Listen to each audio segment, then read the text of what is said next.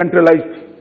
अब अफसरान कभी गांव में नहीं जाते थे, चुने हुए प्रतिनिधि जाते थे, एमएलए जाते थे, मगर अफसरान नहीं जाते थे। हमने सारे राजपत्रित अधिकारियों को आवंटित पंचायत के अंदर 2 दिन और 1 रात का निवास करना कंपलसरी करा, माननीय अध्यक्ष जी, और वहां जाकर जमीनी स्थिति वो देखने लगी।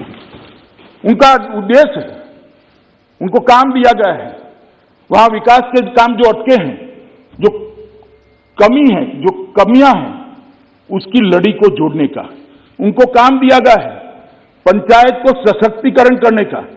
और प्रत्यक्ष रूप से जो वहां 2 बार ये अभियान चला, उसमें से लगभग 20,000 छोटे मोटे काम आए हैं, जिसमें से 18,000 कामों को स्वीकृति दे दी गई। कहीं पुलिया बनानी थी, कहीं जोड़ता हुआ रोड बनाना था, कहीं तालाब के अंदर तालाब तो था मगर पानी जाने के रास्ते भर गए थे, कहीं तालाब को सफाई करने की व्यवस्था नहीं थी, कहीं कूड़ादान नहीं था, कहीं बिजली का खंभा था, तार चोरी कर गए थे। ऐसे 20,000 से ज्यादा काम ढूंढे गए और 18,000 कामों की स्वीकृति दे दी है और वो विकास के रास्ते पर आगे बढ़ गए। माननीय अध्यक्ष जी, 3 बार ये कार्यक्रम हुआ है और बहुत सफल हुआ है। पूरे जम्मू और कश्मीर में इससे बड़ी जन भागीदारी नहीं हुई। 5 लाख से अधिक मृत्यु, जन्म, दिव्यांगता, अधिवास, एक प्रमाण पत्र वहीं मौके पर दिए गए। 5 लाख लोगों को जम्मू कश्मीर जाने की जरूरत, राजधानी में जाने की जरूरत नहीं है और ये निरंतर चलने वाले हैं। मान्यवर, ये पूछते हैं हमें क्या किया, इसलिए मैं बताता हूं। 50,000 परिवार को स्वास्थ्य बीमा के तहत कवर कर दिया गया है। रोजगार के अंदर लगभग 10,000 युवाओं को कवर किया, 6,000 नए काम शुरू करे और 4,440 क्रिकेट और फुटबॉल की किटों को गांव में पहुंचकर बच्चों के हाथ में बंदूक की जगह क्रिकेट का बैट हो, इसकी व्यवस्था हमने करी। और मेरा शहर मेरे गौरव के तहत ये शहरी विकास के लिए भी किया है। मान्यवर, विकास का काम को जहां तक गति देने का सवाल है, मोदी जी प्रधानमंत्री बने तब से जम्मू कश्मीर उच्चतम प्राथमिकताओं वाला क्षेत्र रहा है, क्योंकि जम्मू कश्मीर ने बहुत सहा है। उनके दर्द को मैं कुछ शब्दों में सिर्फ यहां बयान नहीं कर सकता मान्यवर, बहुत सहा है।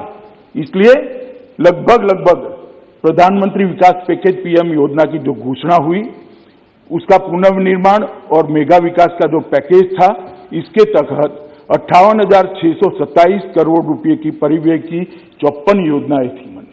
54 योजनाएं थी और लगभग उसको बढ़ाकर 26% और बढ़ा गया। 20 परियोजनाएं, जिनमें से 7 केंद्रीय की थी, 13 संघ राज्य की थी, ये काफी हद तक पूरी हो चुकी। तो 20 परियोजनाएं तो पूरी हो चुकी है 54 में से, और बाकी 8 परियोजनाएं ये लगभग मार्च के अंत के पहले पूरी हो जाएगी। तो 54 में से 28 परियोजनाओं को पूरा करने का काम हमने कर दिया है। आईआईटी जम्मू ने अपने परिसर में काम कर दिया है, शुरू कर दिया है। दोनों एम्स का निर्माण शुरू हो चुका है। अर्ध रिंग रोड जम्मू को 2021 में हम पूरा कर देंगे। 8.45 किलोमीटर की बनिहाल सुरंग को इस साल खोलने की योजना है। और सबसे बड़ी बात है, पीयूष भाई यहाँ बैठे हैं, 2022 में हम रेलवे से कश्मीर को, घाटी को जोड़ने का काम भी दादा 70 साल में जो नहीं हुआ वो अब हो रहा है। वो आपको मालूम होने थे। चेनाब पुल 359 मीटर ऊंचा, चेनाब नदी पर विश्व के सबसे ऊंचे रेल पुल का निर्माण किया गया, निर्माण चालू है, अगले साल पूरा हो जाएगा। शहरी परिवहन के लिए लगभग 10,599 करोड़ रुपए का डीपीआर तैयार कर दिया गया है।